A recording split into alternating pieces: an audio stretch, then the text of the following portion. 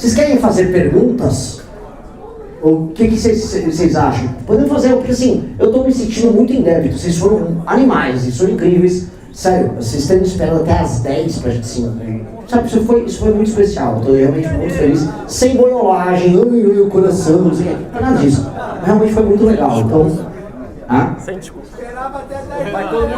Esperava até meia-noite. Tá, então quem quer falar, vamos fazer o seguinte. Vamos responder pergunta, mas sem discurso, tá? E sem explicar nada. Vocês vão se explicar, a gente entende o contexto da pergunta. Curto e grosso. Tá, curto e grosso, vamos lá. Cara, Fiuk, vamos lá. Curto e grosso. Como é que faz pra virar voto se a sua esposa é bolsonarista? Como faz? Situação de mesmo. Sua esposa... Pô, mas aí, cara, realmente, com a lei da misoginia ficou difícil, né? É difícil. Você tem que botar ordem em casa, cara. Aí tem imposição, aí tem que ter uma imposição ali. A democracia nessas horas se submete ao patriarcado. Mas, dito isso, a real. A real. Não, ninguém vai preso, gente. Ninguém vai preso. Já vem o período eleitoral, eles vão ficar com medo de prender a gente. Mas a real, em bom português, se ela tá apaixonada pelo cara... Já, pera aí, vai tomar... Vai se fuder. Não, você não chega falou. tanto, não chega tanto. Tá. Eu falei que o voto é do Bolsonaro. Tá. Quero virar o voto. Você vai ter que puxar, no caso dela, já que você já tem um lado emocional ao seu favor, você vai ter que puxar o racional todo dia. Aí é o água mole e pedra dura. Não tem racional, ela vota no Bolsonaro, não tem racional nenhum. Tem, aí tem. Você vai ter que achar. Você vai ter que cavucar. Não, aí cara, você tá casado, você é um cara inteligente, você tá casado com ela, você sabe que tem um lado racional assim. Aí cara, você vai ter que. Água mole. Existe um périplo que vários caras do MBL passam, é uma coisa. É quase uma história comum a todos. Que é o cara que tem a namorada que era bolsonarista ou era de esquerda e ela aparece com ele num evento nosso, olha, eu não aguentava mais ver tuas lives. Então, hoje não tá no momento certo, mas haverá um momento. Tem que meter live pra ela ficar vendo, meter cortes e ir pingando. Uma hora vai virar. Eu acho impossível não virar, sabe? É isso, uma hora vai virar. Quer votar no Flávio, pô. Não, isso não dá. Aí é divórcio também, né, cara? Mas é divórcio, É divórcio. É divórcio, mas antes do divórcio, o que eu faço antes do divórcio? Aí, cara, aí não sei, aí é com você, não foi recomendado muito, não. Próximo. Responde, por que tu não veio de avião? Por que tu não veio de avião? Fala essa certeza pra gente. Vamos expor. Vamos trabalhar com o cenário que é o seguinte, cara. Uma vitória, 26, uma vitória, e a gente tem aí 20% do parlamento nosso, 80% diversificado aí, vamos colocar mais ou menos de centrão. Precisa governar. Qual é o caminho que você hoje tem em mente para um eventual governo sem que viole a dignidade? Sem violar a dignidade, mas a gente vai ter que atingir o objetivo que é governar. Mas a gente tem que enfrentar 80 pessoas com uma negociação entre aspas. O que passa pela tua cabeça? Isso é um cenário possível. Quando chegar nesse momento, você está preparado, já tem uma ideia, mas eu não preciso entrar no detalhe não, porque tem coisa para falar. Mas você acha que é possível? Não, com certeza é, porque uma vitória nossa significa uma vitória sobre a falência do método deles. Nunca o Congresso esteve tão na mão do STF. A gente não está comentando, cara, teve três parlamentares que foram afastados agora. A imprensa nem falou muito, Josimar Maranhãozinho, uma galera baixo nível. Eu já comentei várias vezes, tem 64 ações contra parlamentares importantes no Congresso, na mão do Flávio Dino, todos envolvendo emenda. Tem o escândalo do INSS e ainda tem o escândalo do Massa. Quando você põe essas três camadas, uma em cima da outra, hoje é um pânico da parte das lideranças do Congresso Nacional. O Centrão, e não é que institucionalmente os instrumentos deles diminuíram, não, é que eles se lambuzaram dos instrumentos que eles tinham à disposição. E o que, nesse ponto, a gente tem que ser honesto, era a estratégia do Zé Dirceu desde o começo do mandato. Cara, você tem uma fala dele avisando, nós vamos colocar as pessoas no STF, nós vamos para cima das emendas, e havia uma discussão sobre colocar um PGR para isso. Eles só não conseguiram colocar PGR, que eles cederam pro Gilmar e colocaram um PGR no Gilmar. Porque de resto o plano do PT era pegar via STF os caras, e eles estão pegando agora via Flávio Dino. Na maior, então tá rolando. Numa vitória nossa, essa falência está escancarada, e não apenas a gente fez bancada, como o próprio Centrão vai eleger em parte os parlamentares dele com um discurso de segurança nosso. Acho que a parte de segurança vai ser meio consensual e não vai ter consenso na parte do fiscal, especialmente da primeira reforma fiscal que a gente precisa ter com esses caras. A primeira reforma fiscal, de maneira clara, a gente tem que passar na transição. É na transição. A gente tem que virar o ano com a PEC fiscal na transição, novembro, fazendo os acordos que precisa fazer da transição para votar esse pacote e virar o ano já com dólar entrando, clima positivo e juros podendo ser baixados sem ser uma retada, porque o horizonte da dívida está se alterando. E a PEC está protocolada, é a PEC do Kim, tem quase 100 assinaturas já de parlamentares coletadas, é correr com essa PEC. Nada que o próprio governo Lula não tenha feito com o arcabouço, que passou também na transição. É a PEC da transição do Lula, vai ser a nossa PEC da transição. Essa tem que ser votada na virada. Virou o ano, tem que compor, tem que montar a maioria, porque nós vamos fazer é um instrumento para esse homem trabalhar, que é o estado de defesa. Nós temos que colocar no dia 5 o estado de defesa, não o território nacional inteiro, mas circunscrito às áreas dominadas pelo crime organizado, que incluía, por exemplo, Porto de Santos, em São Paulo, Baixada Fluminense, mas Baixada Santista, entendeu? Regiões inteiras do interior do Ceará, fronteira da Mato Grosso do Sul, essas rotas colocar, e aí você começar as operações com os governadores. Esse é um tipo de... Esse seria o momento mais tenso na relação com os governadores do Nordeste, que iam fazer corpo mole e não querer botar a polícia para funcionar. Mas com o estado de defesa, a gente evoca a capacidade de trazer a polícia para si e traz ainda as Forças Armadas juntos para operar. Lá na região não vai ter como o governador do Ceará, para dar um nome, que eu já fui condenado 2 vezes por ele. Eu falo que ele é vagabundo e ele ganha na justiça. O governador do Ceará não vai querer trabalhar conosco nisso. A não ser que ganhe o Ciro Gomes, que talvez ele queira trabalhar, queira cooperar. Essa seria a primeira parte. Passou o fiscal, passou a agenda de segurança. Os projetos de segurança em grande medida já passaram na Câmara, os projetos do Kim, mas temos que passar outros, aumentando de pena, acabar com a famosa progressão. Com isso, a gente já tem os 6 primeiros meses de mandato, cara, com credibilidade internacional no talo, com o fiscal resolvido, podendo andar no Congresso com agenda de competitividade, que também não é uma agenda que ela é controversa. Aproveitar a lua de mel, tem que aproveitar a lua de mel. Né? E aí, virou um ano, nós temos que virar um primeiro ou segundo ano, lógico que você pode ter sobressalto internacional de toda sorte, mas você vai virar com um governo que vai ter entregue. Onde eu gastaria o capital político inteiro? É na nossa reforma administrativa para instituir os interventores, para instituir o sistema de pontos para fundo partidário e fundo eleitoral. É a nossa grande reforma administrativa que vai fundir municípios. É a discussão do Pacto Federativo para fazer o desmame dos estados que vivem de dinheiro e recursos do Pacto Federativo, que não vai dar para fazer de uma maneira assim, um sobressalto. Maranhão, é 5% a menos por ano, cara. Vamos aos poucos, mas vocês têm que gerar atividade econômica e o governo federal vai investir em atividade econômica. Então vamos investir em atividade econômica no Maranhão, mas o custeio vocês vão ter que resolver aí. E vocês têm que gerar atividade econômica para gerar arrecadação aí. Mesma coisa com os outros estados. Cara, aí a gente começa a alterar a dinâmica política como um todo. E aí vai doer, porque aí o Centrão vai brigar. E aí, cara, a gente vai ter que fazer um diabo para passar.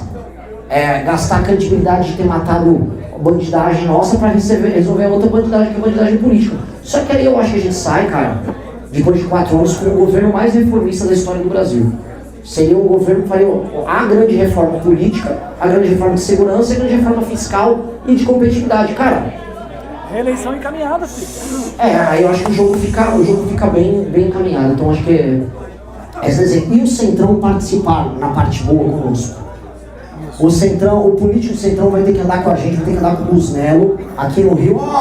Reconquistamos o Complexo da Penha. Aí vai ver os caras do Centrão, tudo bem, deixa os fanfarrão participar, levar lucro político. Quem não vai levar é tipo o Codevasf. É isso. Qual a sua estratégia os debates na televisão aberta para conquistar os atuais eleitores do Lula e do Bolsonaro? Eu vou avisar então todo mundo minha estratégia agora, né? Não é que não tem muita estratégia. Eu não tenho estratégia. Eu só vou falar real, vou falar o nosso plano. É isso, eu vou ser brutalmente sincero. A gente chegou até aqui sendo brutalmente sincero. Vamos terminar a campanha sendo brutalmente sincero. É isso. não é um grande plano. Porque até eu não conseguiria ter um grande plano. O que seria isso? O grande plano quem tem, por exemplo, é o Zema, o Caiado, o Ratinho, que estão segurando ali o apoio ao Bolsonaro e tal. Eles, entre eles, vão estar lá se atacando. Eles nem vão estar no debate. Eles nem nem vão. O Zema vai ser vice do Flávio.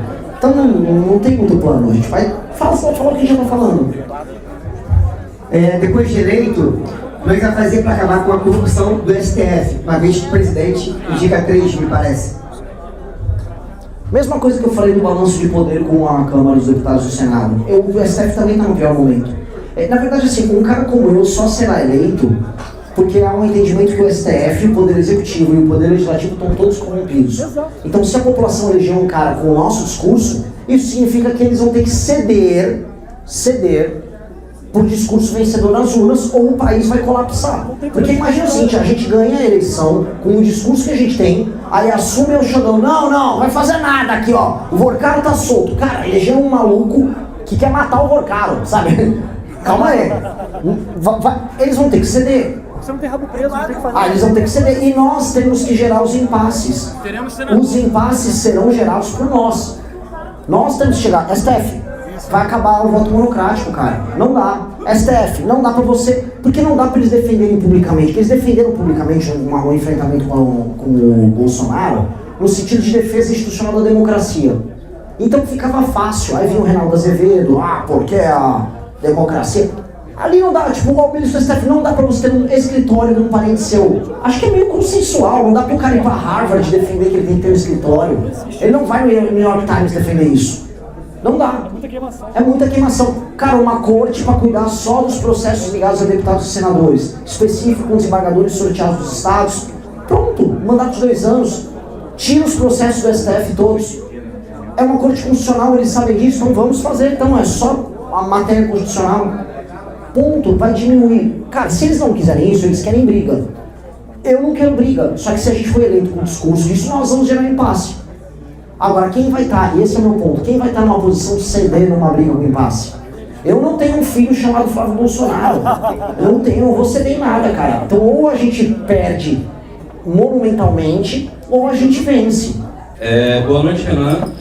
Eu quero saber de uma coisa.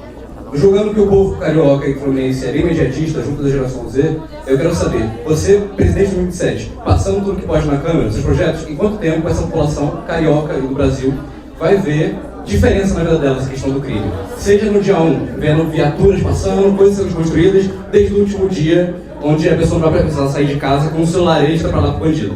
Qual é a diferença? Cara, a gente não pode, assim, o que eu fui aprendendo com quem trabalha com política, você saindo estimando assim uns prazos super, eu vou fazer isso, tudo vai ter percalço, tudo vai ter dificuldade, em algum momento vai ter um policial corrupto, vai ter um cara aqui, vai ter um governador em um estado que vai aprontar. Então a gente nunca consegue estipular isso de maneira clara. Agora, alterando as leis penais, as leis de processo penal, retomando as áreas ocupadas pelo crime organizado, e depois de retomar, você fazer um processo sólido de urbanização, alterar a dinâmica das escolas para fazer com que aquele menino que é filho de uma mãe solteira, com o pai que não deu atenção, tenha um acompanhamento psicológico, cara, em 1 ou 2 anos, vão ter mudado muito. Não tem como não ter mudado muito. Construindo prisão pra caramba, empreendendo. Não tem, assim, eu não vejo como, porque não é que o plano nosso é o plano mais especial do mundo, é que a gente só não faz o básico. Então, assim, pra gente ser incrível, vai mais tempo. Mas como a gente não tá fazendo porra nenhuma, a gente é como aquele cara que não faz nenhum exercício físico, foi pra academia 2 semanas, caramba, sei lá, perdi 2 semanas, tomou um monjaro, foi pra academia, perdi 18 quilos. Vai ser mais ou menos isso, as pessoas vão ver diferenças muito rápidas só da gente fazer o básico. Para chegar no ajuste fino, são alguns anos, e aí a construção de uma cultura. Por isso que a cultura passa por detalhes que a gente não fala. Os detalhes o cara com a caixinha de som na porra do busão, o cara que, aqui, filho, paga tanto aqui pra você sentar na praia, na cadeira de praia. Esses elementos menores de uma cultura, de uma sociedade que não é baseada em confiança, que é baseada na perfídia, que é uma sociedade inferior, porque nós nos tornamos uma sociedade inferior, esses elementos vão ter que ser atacados no detalhe. Que é do cara que faz negócio com o ministro do STF. Ontem lá o Alcolumbre, o cara falou, Alcolumbre, vou te dar meu cu, não sei se vocês viram isso. O cara negociando, tinha Tribunal de Contas, desembargador, presidente do Senado, prefeito, tinha todo mundo numa ligação telefônica. Você tem que acabar com isso no topo, você tem que acabar com o cara com a caixinha de som que pulou a catraca. São as duas coisas. Então, o óbvio que a gente está falando, que é acabar com o crime violento, é o óbvio, mas depois isso se volta a se alimentar porque todo dia vai ter o cara pulando a catraca, todo dia vai ter o cara com a caixinha de som, todo dia vai ter o pichador, todo dia vai ter o cara que invade um terreno para fazer um barraco. A gente vai ter que quebrar esses pequenos detalhes depois, e esse é o ajuste fino que a gente vai ter que resolver criando uma cultura de disciplina e excelência. E aí você vira um país sério, deixa de ser uma exclamação. Agora, o Rio de Janeiro, como é que ele entra nessa história? Cara, o Rio foi por muito tempo o exportador pro resto do Brasil da cultura da exclamação. O Busnello falou do Rio, 40 graus, cidade maravilha, purgatório. Que purgatório, velho? Que porra de purgatório é essa? A ideia é assim, tipo, não, a gente absorveu aqui no Rio a favela como um elemento cultural, todo mundo aí tem que absorver também. Não, cara. Puta. Bom, não tem que fazer isso. Simplesmente não tem que aceitar isso. Não tem, assim, o Rio de Janeiro, a terapia de choque no Rio de Janeiro, ela tem que ser muito forte. Porque como aqui foi uma espécie de usina irradiadora dessa subcultura pro resto do Brasil, e continua sendo, você vai ter que matar essa porra no ninho. Não vai dar pra ter a porra da bunda da Anitta na favela, cara. Não vai dar pra ter aquela, como é que é? Aquela música maldita que é o trend agora. O cara vai na favela ser um drone lá. Boa noite, pô. Boa noite, pô. Não dá pra ter essa merda, cara. Vi uma piranha da Rússia, uma prostituta russa, como tá vindo várias, ou um cantor de algum lugar, senta na cadeirinha e sai aquele drone. Porra, isso é esculhambação. Vai acabar com a favela. Mas, cara, mas tem que acabar com a favela, mas assim, cara, quando eu era criança, tinha porra, vocês lembram, vocês são um cara lembrado do surfista de trem.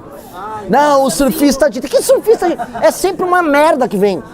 Então, é um orgulho de um troço que não tem que se orgulhar. Sempre pinta um trem de novo. Vai ter que disciplinar essa caceta. Até porque vocês só vão conseguir viver os melhores elementos de vocês, que é o bem viver, é viver a vida de uma maneira feliz, com um ambiente incrível, com um lugar que é lindo e tal, se você ordenar essa porra. Vocês têm a natureza com vocês. Então vocês têm o caos com vocês. Ou você deixa o caos dominar vocês, e aí vira, né, essa loucura que virou, ou você controla o caos e doma a natureza para a natureza ser um bem que vocês têm à disposição. Que é isso que vocês têm que fazer. Então, o papel do Rio é um papel para o resto do Brasil, porque se ele volta a ser esse elemento central, ele volta a ser o que era no século XIX, começo do século XX, que era uma fonte de cultura foda, e não o que ele virou hoje. Então a gente tem que domar de um lado e depois soltar pra vir a criação foda que sempre teve aqui. De exportar essa cultura de favela, é isso. O que tinha por isso que até os anos 60, né? Até. Parou ali. Essa vibe, essa energia é uma energia assim, que eu não tô com os rapazes do Novos Clássicos aqui. Cara, tá sendo criado um imaginário de uma coisa diferente pro Rio. Isso é muito claro. E a própria, se vocês olharem a plataforma nossa do partido, que é um partido nacional, ela é baseada no fundo, numa agenda que ela se realiza aqui. O Brasil desfavelizado, que destrói o crime organizado e impõe lei e ordem, é basicamente o Brasil que se realiza no Rio. Se vocês forem olhar direitinho, a pauta nossa que a gente apresenta no Nordeste, em São Paulo, no interior de Minas, é uma pauta baseada num problema e numa solução carioca, pra ver como isso tá no imaginário. Só que é tão forte no imaginário que realmente, se resolver isso, você resolve a porra toda. Inclusive o problema político, né? Se a gente for olhar direitinho, o problema político tá totalmente ligado a isso. Vocês têm uma classe política mais escrota que possa imaginar. E o carioca continua insistindo. Né? E aí, só que eu acho assim, é um processo que vai ter que vir por dentro, ou seja, vocês vão ter que eleger uma classe política diferente, e por fora, o governo federal vai ter que atuar pra caralho aqui, porque pra controlar esse caos aí, não vai ser só o carioca que vai resolver sozinho, vai ter que vir, é um projeto nacional. Bora! Acabou?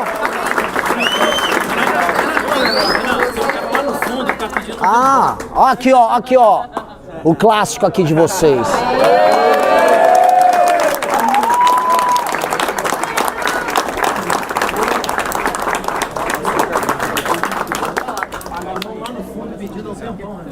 Acho que acabou, né? Querem trocar... vai, aquele cara então, o último. Tinha você também, né? Vai. Tá. Eu queria saber o que você vai fazer sobre a recessão econômica de 2027, porque num cenário que você não entra, o que você acha que vai dar merda? Tipo assim, a gente fugir pras montanhas, como é que você vai fazer essa situação? Se você fugir pras montanhas, vão te matar aqui no Rio. Só pra poder pensar de, vou segurar a onda. Qual seriam os seus planos pra poder segurar essa... Cara, eu tô pensando em ganhar a eleição, cara. Eu não vou fazer prognóstico se a gente não ganhar. Cara... A pergunta pode ser ganhar a eleição. A minha pergunta é pra ganhar a eleição. Cara... Tá, e a última, ele. O homem vai fazer sua pergunta, bora.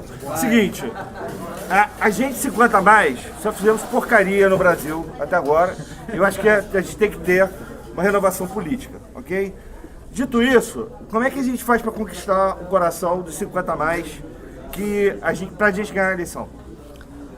Ah, cara, se eu soubesse, eu já tava conquistando, né? Eu não tenho uma resposta, assim... É que eu acho o seguinte, cara, vamos fazer o que a gente tá fazendo, porque quando você fala, isso é basicamente o discurso que ele também quer ouvir. Ele só não acredita que a gente vai fazer isso. O problema dele, assim, ele não... É aquela coisa do Cronos, sabe aquela coisa? Ele quer devorar a gente é o mais novo. Sim. A gente é o mais novo, e ele vê o mais novo como um macho desafiante. Sim. Ou ele concorda e faz a sucessão na boa, ou a gente vai ter que tirar a sucessão dele. O lance é esse. Então vai ter que ser o namoro, ou vai ser no sentido metafórico. Ou na dor. Tipo, a gente vai ter que convencer as outras gerações, se eles cismarem que é assim. Porque tá claro, a gerontocracia de direita é o Bolsonaro e a de esquerda é o lulismo. Eu vejo isso, cara, no Cascavel eu vi isso no Bolsonaro e lá no Nordeste com as mulheres do Lula. Cara, a gente vai ter que juntar a galera do meio, falar, galera com 40 e poucos anos, tal da geração X, junta todo mundo e vamos ter que começar a fazer os consensos. A pesquisa Atlas mostrou uma coisa, eu tava lá subindo geração Z, agora eu comecei a crescer millennial. Claramente a gente cresceu também com geração millennial e vai subindo aos poucos. Foi assim com outros caras, tá? Se o discurso ressoar, se aparecer na televisão e a gente falar, eles ouvirem a mensagem e confiarem no interlocutor, eu acho que a transição é muito rápida. A dificuldade é saber que eles vão confiar no interlocutor. Se o interlocutor parece muito folgado, muito esquisito. Eu tô tomando banho, tem isso. Disseram que funciona. Eu vou ouvir aí, cara. Pelo menos eu não tô fedendo. É isso. Obrigado. Bom, não sei, mais ou menos.